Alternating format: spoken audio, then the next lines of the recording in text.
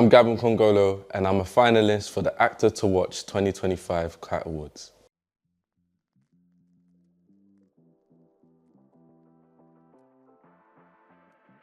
For me, what connects all those three art forms is my culture and my experience. I've always said that without those things, I don't really have much to bring forward to the art form.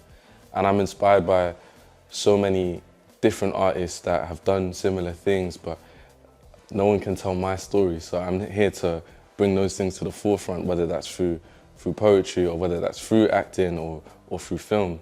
I feel like there are three different expressions of mine that sometimes when I feel if acting can't tell it for me, all right, maybe a poem can. If a poem can't tell it for me, maybe I can do it through a shot, through a film that can express an emotion or a feeling. So those are the things that I feel like connect it for me, and I never want to stop doing that.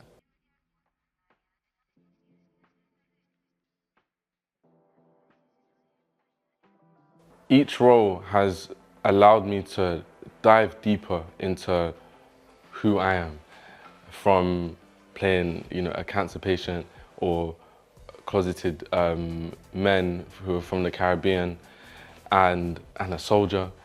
Some of these experiences I've not had in real life, but I've allowed to tap into something that makes me, just gives me the access to do it.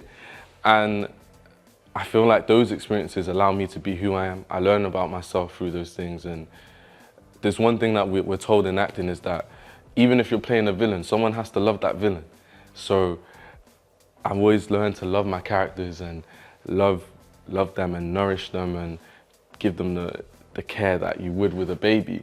So that's something that I carry forward with every role. Even now, what I'm doing in Romeo and Juliet, where I'm playing the prince, and I have to make some harsh decisions that I don't really want to make. As Gabin, I wouldn't want to make them, but I have to do it. So there's life lessons within acting, and there's something that people always say, oh, actors are liars. I'm like, no, man, we tell the truth. Because if we can spark an emotional reaction, whether you like him or dislike him, or her or them, we're doing our job. And I feel like that's something I always want to continue doing, is telling the truth, doing my job, spark emotion or spark conversation. Having an award named after me from my university, I was really humbled by that. And it made me go, you know what, from where I come from, this is unheard of. A black boy from Romney, Cardiff, get an award named after you, and normally you get awards when you're dead, like named after you, but I'm here living, breathing. So right now I'm just an example to someone who looks like me, or even if you don't look like me, if you're inspired by my story, you can go and be like, I can do that. He came from the same backgrounds that I came from, and I can do what he's done, or maybe even better.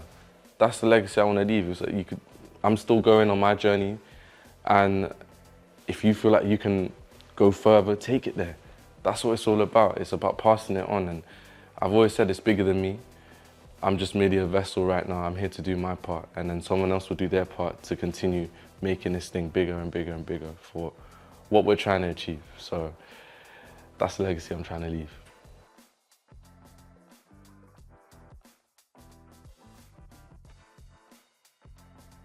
Very honourable to start with, but I think breaking those doors down is very important. We have to fight a lot when you look like me, and I'm not gonna stop doing that fight. And what I'm fighting for is way bigger than me. Whether it's in TV and film, whether it's in theatre, what I'm doing right now is again to inspire people and also just to push those boundaries and to show people that we're more than just, we're more than just a servant. We're more than just that person on the side. To be leading or a series regular is a big responsibility, and we're more than capable of doing that. And I feel, right now I'm the first, and there'll be many more. So I'm just happy to, open that door and lead the way for other people.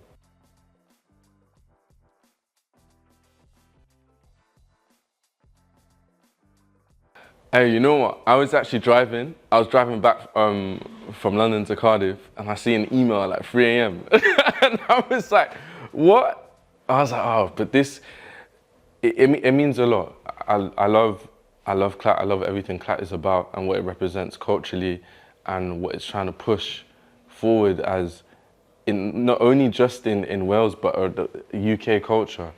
And you know, it's an honor to be part of this inaugural award ceremony, and I feel that it's gonna be it's gonna be one to remember.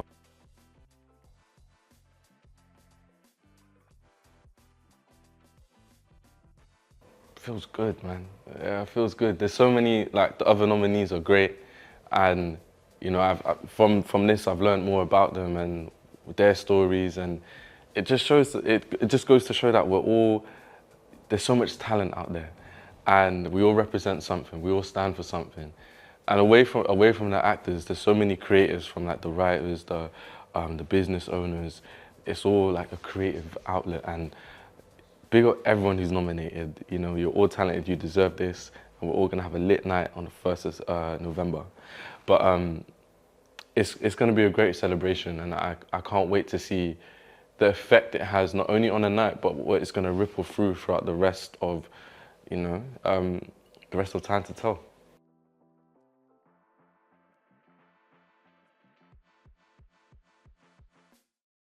First person I'm gonna thank is God. I'm gonna thank God first. And then my parents, hopefully they're with me on that night. And then my brothers, and then my best friends who will be there. And then my team, and then everyone else who's here, because we're all here to celebrate each other, whether we win or we don't win. I wanna thank everyone, because we're all here to like pour love into one another, and that's what, you know, I mean, I am anyway. Hey, that's just me. But I think, yeah, that's what I'm gonna do. In that order. In that order.